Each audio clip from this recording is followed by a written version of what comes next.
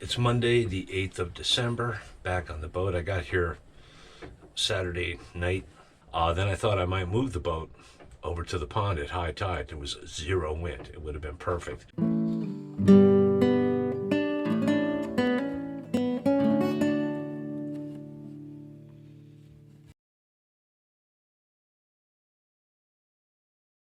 But apparently the slip is not ready. There was another boat in there.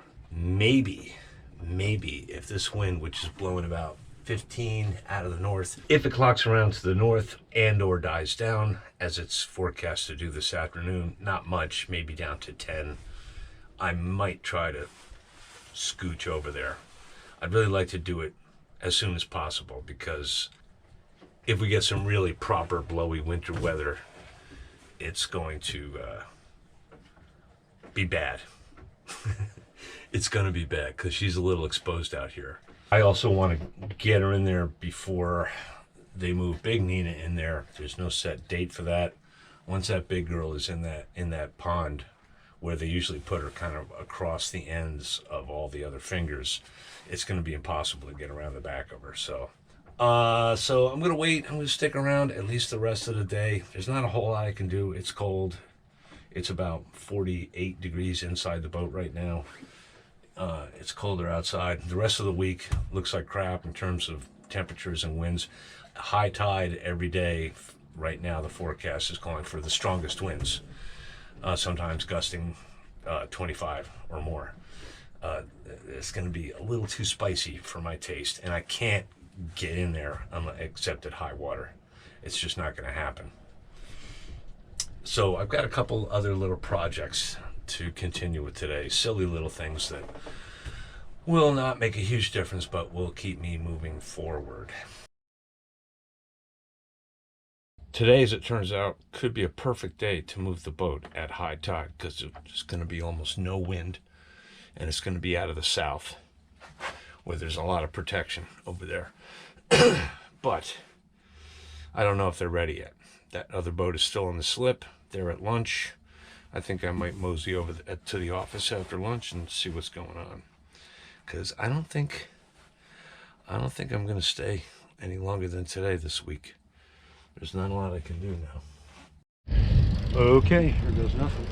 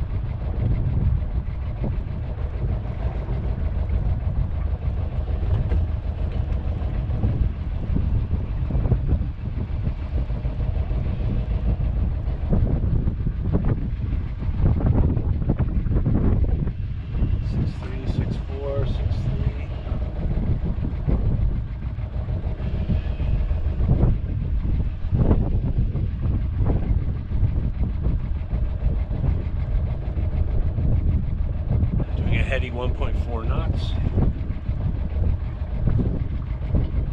Perfect speed. Looking at not even 1,000 RPM. Just fine. Just gotta watch this corner that the wind doesn't try to drag me too far from the smart reef. 6'2". So a little bit more room here.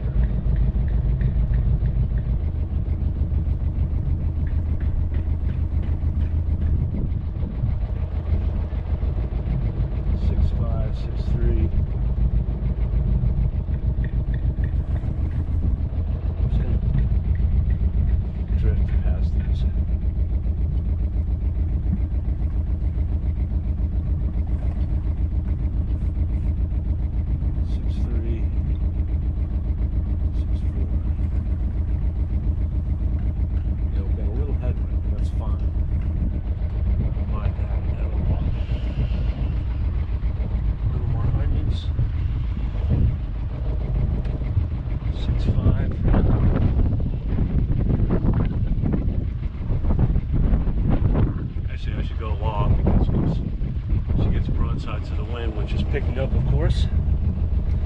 I don't want her to get pushed back onto the rocks. So I'm going to go a little long here, even though it gets very shallow up there. So here we go.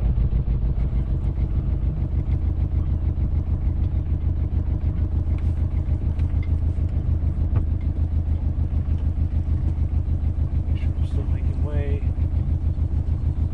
Come about, baby. Come about, come about. 616059.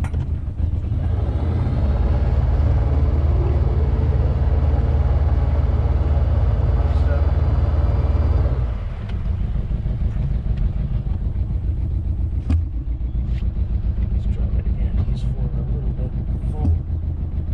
More of that flutter.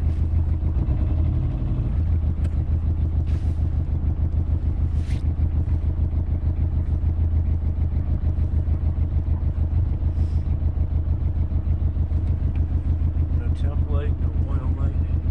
I'm just going to drift here. It's pretty tight between that marker and the dock.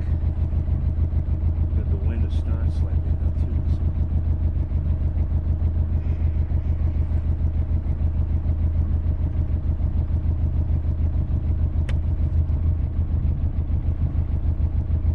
Pretty good rudder authority even at idle. The wind, we're barely drifting at like 1.3. It's picking up, of course. 6. Slow down a little bit here.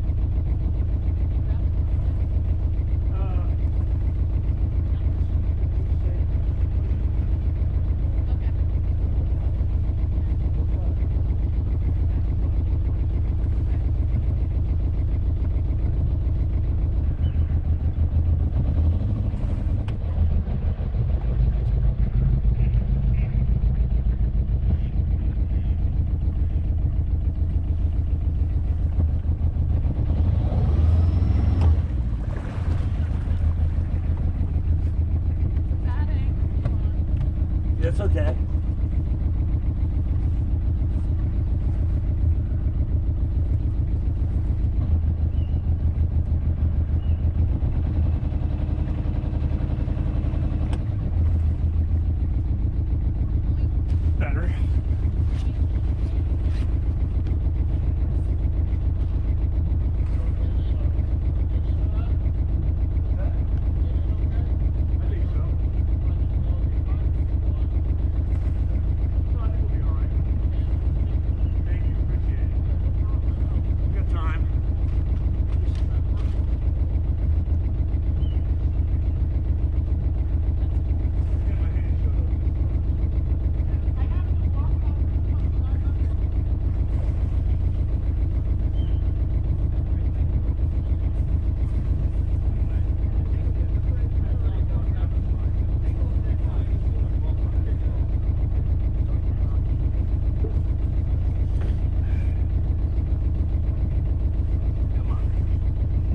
Thank you, guys.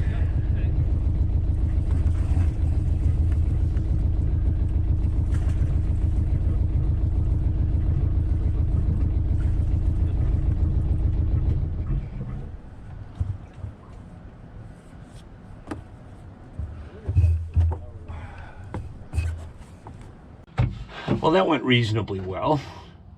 No harm done. It's funny that Lyle showed up just as I was pulling into the slip. She was here to pay her bill.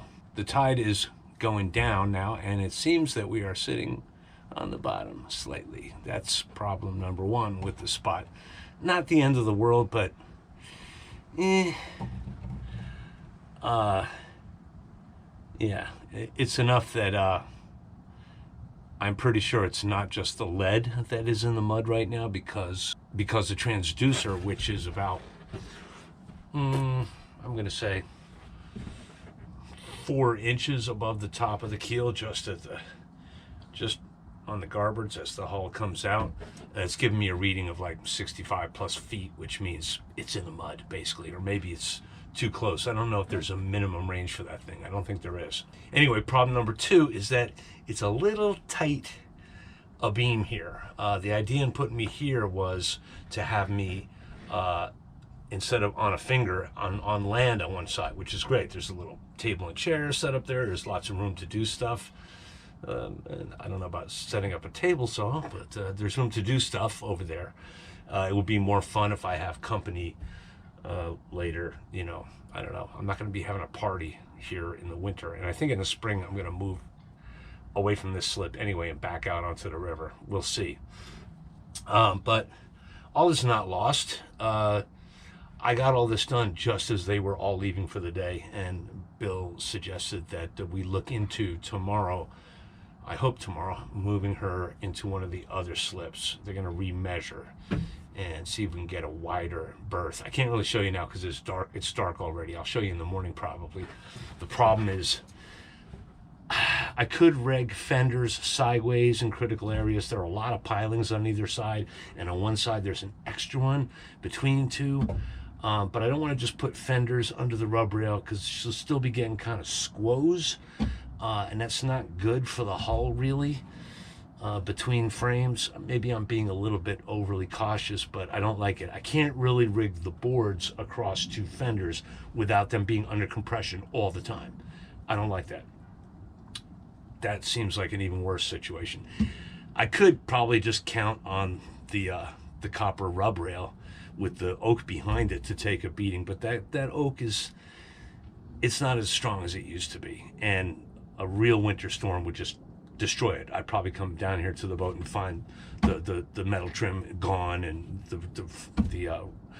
the rail broken. You know, if she really was just bashing, even with only a few inches to move, the boat could be just knocking for days or even weeks against 2 enormous pilings. So I don't like that at all. So we're going to see about moving her over. I could move her back a little bit without the rudder sticking out into the fairway, if you want to call it a fairway here. But yeah. I don't think it's going to gain me that much. Honestly, I might wind up with the same problem farther down. If she was a foot narrower, it would be fine. Wouldn't be an issue. I wouldn't care that she's sitting on the bottom at low tide. She's definitely stationary. I can feel it. I don't like it very much. But it's around 1 or 2 a.m. she'll rise again for a little while, a couple of feet. And that's it. Yeah, I was going to go home this evening, but I'd like to be around in the morning to see if they're actually able to give me the time to do-si-do her over to another slip. I'd like to be there for that, for sure. So, I don't know. I guess it's time to go. I got new food aboard, or I would cook something. It's time to go rustle some takeout and maybe a brewski or two and settle in for the night in this weird new location.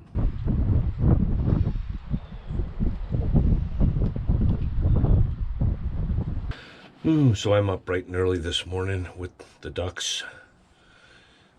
And the wind. It's going to be a blustery, blowy day. I don't know how that's going to affect being able to do-si-do the boat over to another slip. We still have to determine if there is another one that's wider that's available. I may have to just deal with what I got here somehow. It's not that bad, but I'm a little worried about having the boat kind of clamped in for a lot of reasons. I'm still working on coffee. Where's the lid? But as soon as I'm ready, I want to show you guys a really cool boat that arrived yesterday. I spoke with the owner briefly. Nice guy, very friendly guy. It will be blocked out here for the winter, and he did say, I keep it unlocked if you want to crawl through to take a look anytime. He had to run, so there wasn't time to do that. They haven't blocked it out yet anyway. I will definitely do that. It's a Lyle Hess design, but it's not what you're used to seeing. It's a Falmouth cutter, but it's a 22-footer. And when I say this is a lot of sailboat in a small package, I mean it's a lot of sailboat in a small package. It's got inch-thick fiberglass hull, built in the 80s. I think most Lyle Hess stuff was built in the 80s. It's got everything. It's got an old school Cape Horn self-steering rig that he said works great. He hasn't sailed it very far, but this boat's been through the Panama Canal. I don't think it's circumnavigated, but it's been in both major oceans, and who knows where. He loves it. He's obviously very proud of it and in love with it. It's got everything. I'm really excited to look on deck and look at the interior. It's got a massive Bermuda rig for a boat this length, and he said she points really, really well. He's got a big overlapping staysail, basically a Genoa, and he told me with that he can go right up into the wind, which is remarkable for this hull shape. Obviously well kept. He said the interior is really pretty nice. I'm looking forward to seeing that. Anyway, it's just exciting to have a neighbor like this here now. It's a very rare bird. I don't remember offhand how many were made, but you don't find. There are 34s, and then of course there's the famous Bristol Channel cutter. Probably more of those have been built than any other Hess design. But this is really, really cool. We're about 2.5 hours from low tide, and she's definitely touching down at the moment. Yeah, I'm not crazy about being in this corner. There's a lot of debris that accumulates here. I've got a better look at the bottom paint below the boot stripe now, and I can see there's already a little damage to that paint. But I think in the long run it'll be worth it to be out where she was all winter, especially if we get a real winter nor'easter. She's gonna get hammered out there. I'd rather not have to worry about a major incident. Worrying about a little bit of abraded bottom paint doesn't bother me so much. When it gets a little warmer, I don't know when I'll be able to get out of here, because they're going to move Big Nina in across all the catwalk docks, and she's going to pretty much block me in. So it's quite possible that if I get a low enough tide, if I get in a dinghy or whatever, I might be able to throw a little more bottom paint on there on a warm day, just below the boot stripe. Just an idea. But as it stands now, we're looking at winds 15 to 20 plus miles per hour throughout the day. Next high tide is not till 5 p.m. It'll be dark by then. There's no way I'm going to try to maneuver the boat if we decide to move her over. I don't want to be dealing with that after dark. I don't know if anybody will be around to help me either. So I don't know. We'll play it by ear. The tide will start coming up around 11. Maybe after these guys have their lunch break, we'll look at the situation. It might still be too windy. The wind's just going to be relentless till after dark. And that's just the way it is. But she'll be, if I have to walk away for a few days, that'll be fine. I don't mind it. She'll be okay. I gotta look at my fenders a little bit more and see if I can do something. Maybe move her back a little bit if that's an option. See if I can get some better protection there. Right now, on the port side, I was just up there. I should have got a shot of this.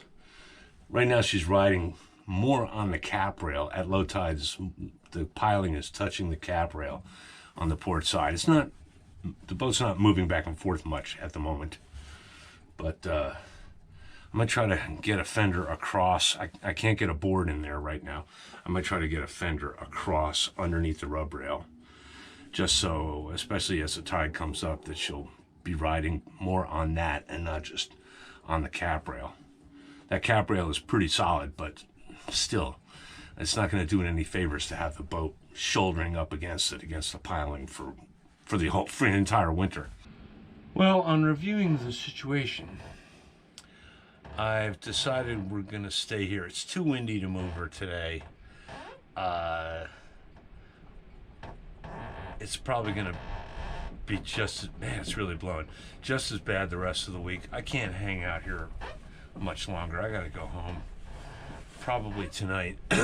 And I came up with an alternative plan to rig the rope fenders sideways at the critical area. Unfortunately, the tide has gone down to the point where she is definitely aground right now. And unfortunately, she's got a bit of a list, so you can hear where the, I'll probably try to get a video shot of it later. I didn't do it yet. Where the cap rail is rubbing on a piling. There's a piling right here.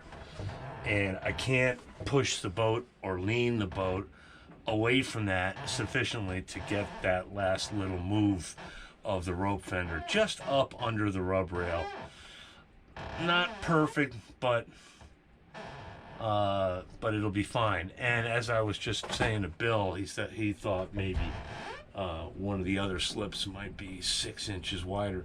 It's actually, if I can get in here so she's snug, but not too snug and not bouncing around, it'll be better than having, if I had a few more inches, she'd be more inclined to be bashing back and forth.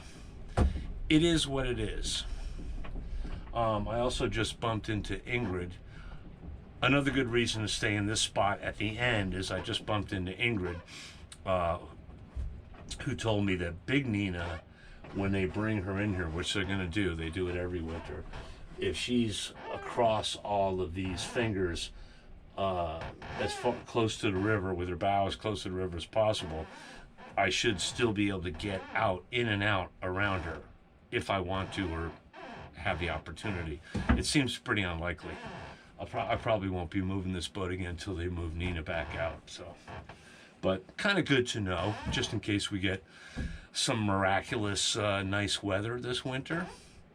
Maybe take her out, at least motoring. So this is it. I gotta wait around for a couple hours for the tide to start rising and see if I can get her to budge.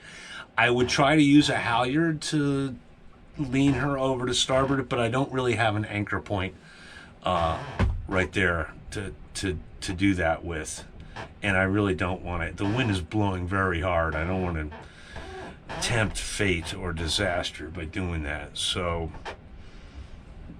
I don't know, just gonna find some other little project to do. Maybe I'll take the rest of my hanks and start stitching them onto the staysail. Nice little sit-down project. I can't really do any carpentry or gluing or anything like that today. It's just too cold. Even with the little heater going, I'll be lucky to get to 45 degrees inside here. There's no point. And I suppose that squeaking is not as bad as it sounds, but I don't like it. I could always clean and organize too. I gotta take the trash out. And there might be some more stuff that I can take off the boat that I don't need for a while.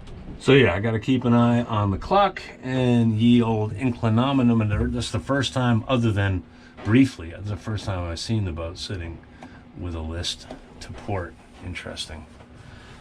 I don't know how concerned I should be that she's aground. Probably not very. She'll be coming up a little bit again soon. We're just about at lowest tide.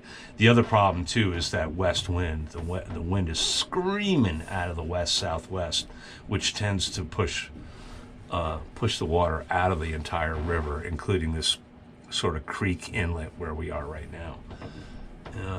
In fact, Bill mentioned this morning that we may not even see a proper high tide in here today. But I'm going to keep an eye on things, and as soon as I can, I'm going to roll her to starboard, get that fender in place, and then get my ass out of here. Believe it or not, it is high tide right now. And that bar is fully exposed. You shouldn't really be able to see all those rocks in that little beach at high tide, but the wind's been out of the west. It was very strong yesterday before I got here last night. She's sitting down and she's listening again, but it's all right. She's not going anywhere. I gotta tighten the stern lines because she's been driven forward into the slip a little bit. I think that'll be about the limit when she's floating, so I'm just gonna take a little slack out of there. The tidal variation here is rarely more than like 1.5 feet, so I don't have to make them too slack.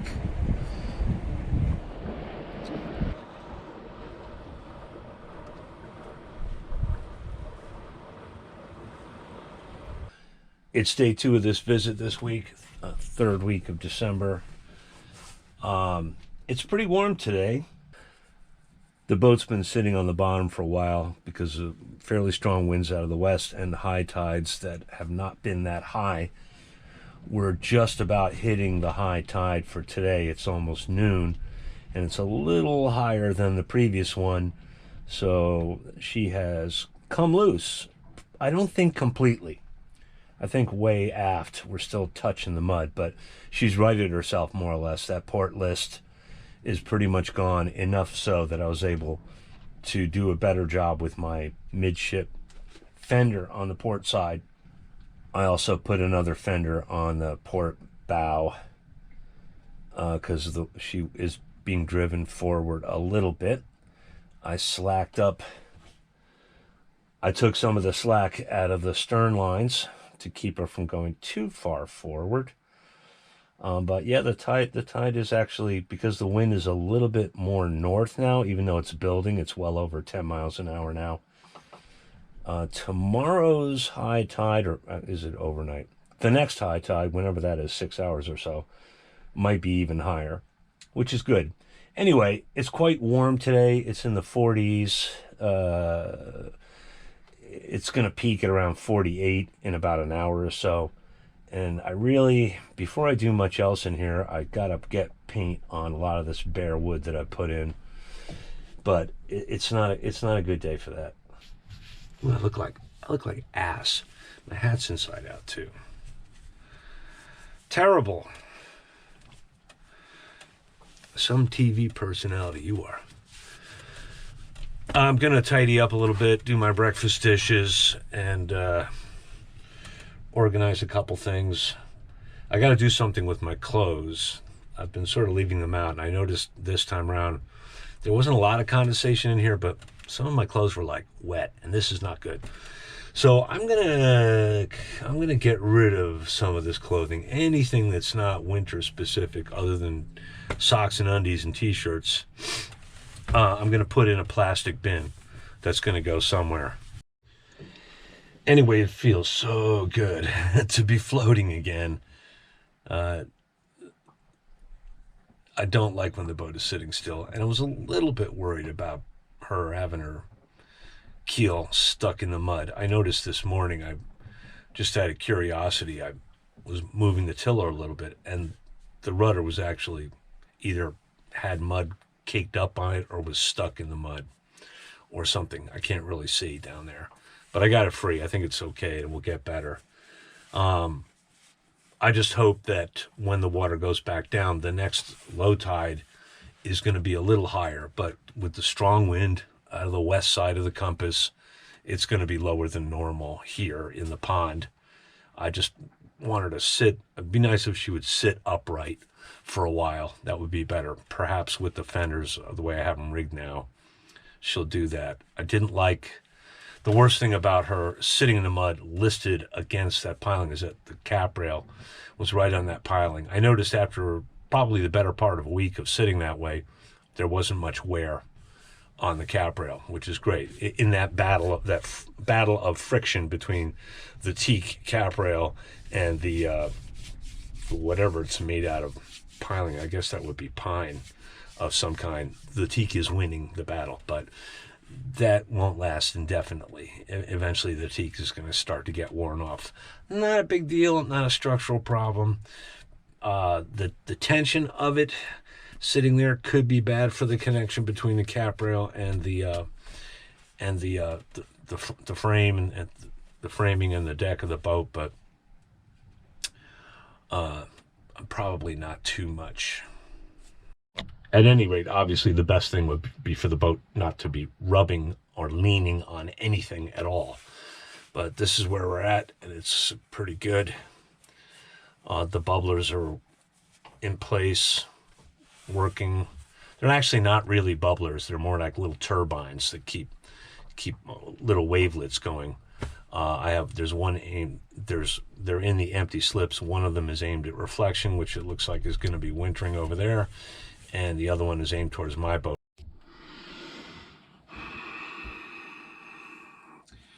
Gathering thoughts, thinking thoughts, waiting for the camera to tell me it doesn't want to work. 11 seconds, 12. Oh, very nice. Thank you. What do you got on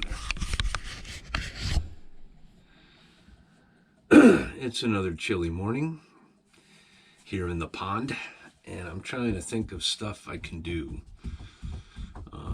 The boat's aground again. We had a very low tide this morning, almost 3 hours ago, but the high tide this afternoon is expected to be fairly high. There's virtually no wind, so I think we'll have normal tides today. I have one little project in mind, something that's kind of premature, but also kind of overdue. For lighting, especially the galley area. I've been dealing with putting this in different places. It's a cool light. If it's fully charged, it'll last for 4 hours, but there's nowhere to, and sometimes I need it to work on areas, so yeah, and I like hanging it on the oil lamp bracket. Oil lamp is still out of commission for the foreseeable future. That's the last thing I need to be dealing with right now, is getting that thing repaired. Or getting a new one, because they're not cheap. A couple of months ago, actually, almost on an impulse, you know how it is when you're buying stuff on Amazon, I got one of these. It was like not even 20 bucks. 12-volt dome light. I can switch between red and white, which is good for night. The red is good for night ops.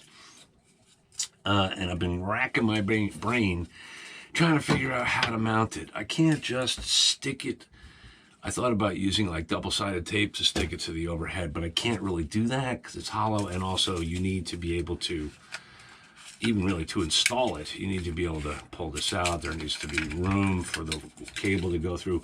It's meant to be mounted on an overhead where you have a void between the overhead and the deck, apparently, or something like that. But I'm not going to build out the overhead just to accommodate a couple of lights. I've been trying to come up with an idea that's semi-temporary, not too ugly, temporary in the sense that I can easily undo it without driving screws for now. But I've had an ongoing problem for quite some time. I don't know if it was like this when I got the boat, but these are starting to delaminate. Not a big deal. The reason being, you can see, I don't know if you can barely see it, there's a plug here, and one opposite. This is where the handrail bolts, it actually through bolts through the housetop. And what they did was they counterbored, and this is a better example, this one. They counterbored, you know, so you could get a nut on there. But they had to, because this bottom laminate is so thin, they had to counterbore all the way through it. So the hardware isn't really trapping it anymore. And I guess the glue, whatever they used, has just kind of given up the ghost. Who knows how long ago. The solution is to reglue it. It's certainly not gonna happen this week, maybe not this winter. I should have done it before, but I had other gluing projects to do. It would certainly interrupt the flow of everything in here. I might have to brace it with temporary dead men that go all the way from the sole up to here. Yeah, this is gonna have to be a project where I do it and then I leave the boat for a couple days maybe. And probably for extra security, because I don't want to mess with these bolts. It'd be kind of sweet to remove them, make them longer so they trap this, and maybe put a nice acorn, a finish nut, an acorn nut on there. But I don't want to get into that. I don't want to disturb anything up top on this house top, because this is the only part of the boat that doesn't leak at all. Never has. But it's too dark down there right now. But under here, a couple of these beams under here, they added screws. They just put some nice bronze screws, countersunk, like about here and here, to retrap it. So that's what I'm going to do later. But for now, I'm going to drive one screw in the middle to secure this light. If I hate it, if I wind up moving it, I can always make a plug, a wooden plug, and whatever. It won't be much of an eyesore. Once again, something I had lying around randomly that I didn't even bring to the boat on purpose is proving handy. This cover for a round electrical box. I don't have the box anymore. I don't know. This was in one of my bucket boss things that I've been using at home. This should work more or less perfectly as sort of a spacer so that I can still feed the wire through and be able to do that, kind of, if it wants to. Do you want to? Yeah, this is badly designed. That's why it's so cheap. It's bright, though. I've already mocked it up with a test cable, and it's pretty darn bright. The idea is to offset it, so it's more or less right here, and then I'm going to run my cable along this beam and then back towards the electrical cabinet. I guess it should come down in the corner and it'll just kind of go under there or something. I still have that big hole where the rotten old plywood divider thing, and there's still a piece of it where that was. I think eventually I'm going to move the CO2 and / the carbon monoxide smoke alarm over to the other side. I might have to have a junction box here anyway. The main reason being, well, for stuff like that. And also, I'm going to somehow rig or get an articulating thing so I can have my chart plotter starting with the starting with the older but very okay Garmin that I have, so that I can swing it. I can have it in here or swing it out there. VHF radio may live here. It's a logical place. I've been avoiding that because I didn't want to get rid of my hanging storage here. But now that I have this, if I hang stuff here, it's always getting in the way of that. So I may have to build this out anyway, so I can have wire terminals for power, for antenna cable, all that jazz. So let's get started on that. First, I got to find a place for the camera where you can see what I'm doing, because where I have it now is too close to the action. Before I commit to anything more long-term and more involved construction-wise, I want to live with this in this position for a while and make sure it works when I come to the boat when it's dark, which I'm usually coming here in the middle of the night. Come down the companionway, click the switch, I got light, all is well. Make sure it illuminates the galley reasonably well. Ultimately, of course, I'm going to have light under here. I'm going to have light under the overhang over the cooking area, but I don't need that right now. I'd rather I'd rather make sure this works and maybe get more of these or something different.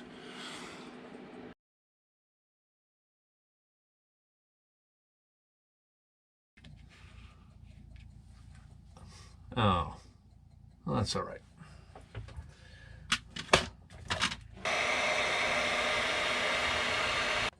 Oh wait, no, that's right. My plan was to come down on here, wasn't it? Yeah. Put it right there, maybe. Oh, don't.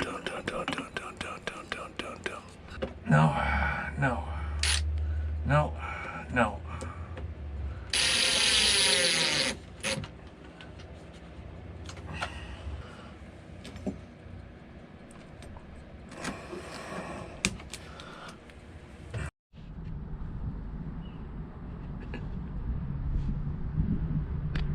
So I succeeded in rigging the dome light yesterday, tested it after dark. It's the white light is really harsh and unforgiving, but it's bright and it's doing the trick. It's gonna be a work light basically, and the red mode works very well. I think it's the perfect brightness for general use. What else did I do yesterday? Cleaned up a little more, vacuumed the bilge. I don't have video of that. I was interrupted for a couple hours near sunset by Ingrid and a fella named Bob, who's another old friend of Dayton's, who told me that he had taken pictures from his boat, which is over here in the pond, which he's owned for over 50 years. Very interesting boat. I'll tell you about that later, maybe. He gave me a crawl through, but I didn't have the camera with me. He was on his boat many years ago, I think when Dayton first bought this boat, and took some pictures of this boat. So I gave him my contact info and said, whenever you get around to scanning them, they're slides. But I was like, whenever you get around to scanning them, I'd love to see pictures of this boat under sail, possibly close enough that I could see more of what's up with the rig. Then he and I helped Ingrid move Big Nina, the schooner, from her slip down towards the east end of the boatyard to a spot just on the other side of the haul-out slip, closer to the shop. The last couple winters, they've been moving her back here in the pond, but it was decided for whatever reason to try that spot. But I think she's going to be fine. Be a little bit more exposed, but I think it'll be okay. As for today, I just had breakfast. I winterized the engine, and I probably should pour some antifreeze down in the icebox drain, but I ran out, so I guess I'm not going to do that. Yeah, I'm not going to. I got to go out soon, but I got to go get a bottle of wine because I'm going to a Christmas party, or day before Christmas Eve party at Doug and Lyle's. And I'm probably going to go home. I don't know if I'm going to go home straight from there. I might come back here. Yeah, maybe I'll pick up some antifreeze, some more poly in the morning and take care of that. I don't know. We'll figure it out. Because temps, I don't know when I'm coming back, possibly after New Year's. And the forecast ahead calls for some pretty freezy, below 20 conditions later next week in this area. So I want to make sure I don't have any problems with ice. Meanwhile, the boat is pretty much sitting down on the bottom twice a day at low tide. High tide today, well, it's coming back down again, but high tide today yielded, and it's still pretty high because the wind is very light and it's more out of the south. The high tide took full effect here and lifted her up nicely, and she's righted herself, but she'll go back down again. It's not a big deal. She's pretty snug between the pilings here. I did some work with the rope fenders to make her so that the cap rail is not rubbing on those. That's all I got. I got to go home. I hope before Sunday I should have edited together some kind of episode out of the mess of stuff I've shot in the last week. So this will probably be the end of an episode. I hope you all are enjoying your holidays. You won't see this till after Christmas. I don't know, maybe I'll drop it on Christmas Day if I get it together. I doubt it. And thanks again for watching. If you're new, if you haven't subscribed, please subscribe. It costs you nothing. and it helps. It helps support the channel. Thanks for coming along, and I'll see you all next time. Oh, yeah, they're hungry.